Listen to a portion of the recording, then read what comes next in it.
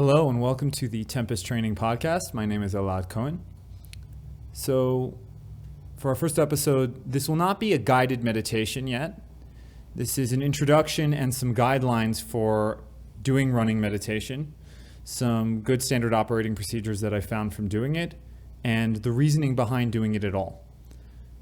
Meditating while running is not too different from meditating while walking or sitting, in principle at least. Except that unlike meditating in a calm, quiet environment, unless you live near a genuinely quiet trail or park, you will almost certainly be distracted by the outside world and the need to make some decisions as you run, such as stopping before a crosswalk or avoiding pedestrians. I don't recommend doing this with music to start off with, or something like a distance watch that tells you about how far you've run. This is for two reasons. Although the outside world will undoubtedly pull your attention periodically, there is no need to make keeping your attention on the subject of your focus, or lack thereof should you be practicing open awareness, needlessly more difficult to start off with. The second reason is that should you find yourself in a particularly focused state, undistracted, noises that may alert you to hazards in the outside world may not penetrate into consciousness should the music be sealing you off from everything else.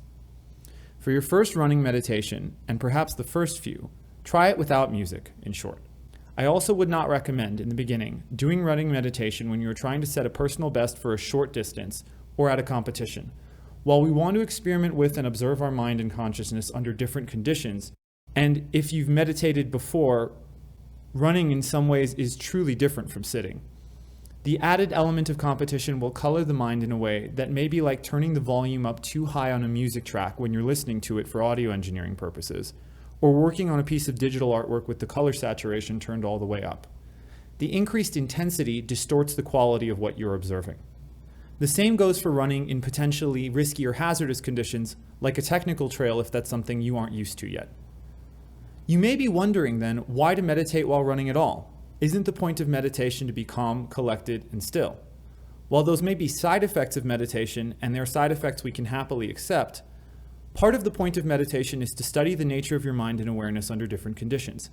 If you only practice while sitting still in a still, comfortable room, you may be able to achieve a receptive, mindful state there, but it can be desirable to practice getting there while your body is working, and even working very hard. Ideally, one would want to be able to enter a receptive and calm state of mind even in the midst of panic, cutting through the state that you are in and being open to observing what there is to observe. While genuine panic is hard to simulate on demand, and I'm sure few of us would want to, physical exertion overlaps with it in interesting ways. Your breathing increases, you sweat, there may be some discomfort or feelings of strain. Learning to meditate while running can teach you to divorce what the body does physiologically when under stress from the coloring of the mind we associate with stress as an emotional state, in a way sitting just doesn't offer. Additionally, sitting is more sedentary time. Most of us in the West sit throughout our day, maybe even for most of our working hours. Engaging in meditation while seated, while valuable, and certainly time well spent, is still sitting, and in the West it is almost undoubtedly in a chair. Practicing mindfulness should not come at the expense of cutting into that 150 minutes per week of moderate activity that one should be aiming for from a health standpoint.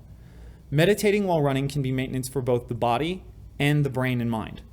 As an extension of this, if you've tried meditation in the past or are a practitioner and have ever found yourself too restless to sit still, your mind flitting from one thing to another, unable to anchor yourself to whatever totem you've chosen to meditate on, the breath, a sound, a sight, or even awareness itself, and simply found yourself drowning and immersed in your thoughts, running can actually still the mind enough for you to look at it and observe the contents of consciousness without being lost in them.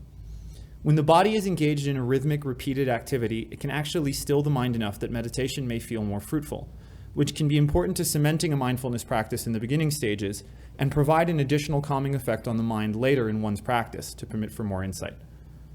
While you are running, you can rest attention on the breath, sensations in the body, sights and sounds, or allow awareness to be wide open. You can focus on the quality of the mind itself as well. As long as it can be done safely with eyes open and moving, the same practices that are often taught seated can be adapted to running. And in many ways, this applies to any endurance activity, like distance cycling or distance swimming. You can train the attention while training the body's endurance and energy system capacities. In future podcasts, I will be making some guided meditations that go into more detail that you can try while distance running or engaging in some other endurance sport. If you have found this podcast to be helpful or useful, please like it on the relevant platform you're listening from or leave it a review. If you're listening from YouTube, please feel free to add your comments or questions down below and subscribe to the channel. You can reach out to me via Facebook at Tempest Training if there's a topic that you'd be interested in hearing more about, or if you're interested in training either online or in the Denver, Colorado area. Thank you. Have a good day.